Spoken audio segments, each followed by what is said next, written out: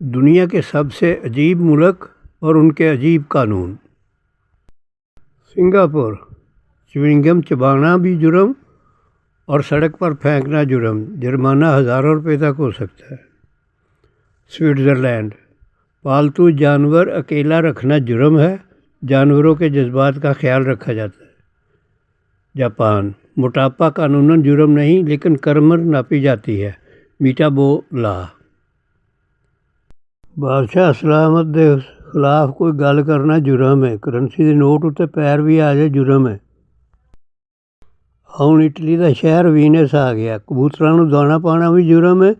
बहुत जुर्माना भी थोड़ा नहीं, 100 यूरो तो ला के 500 यूरो तक। ये नेकी ना कमाना। हुण ये दसो तुहानूं सब तो अजीब कानून किहड़ा लग्गा?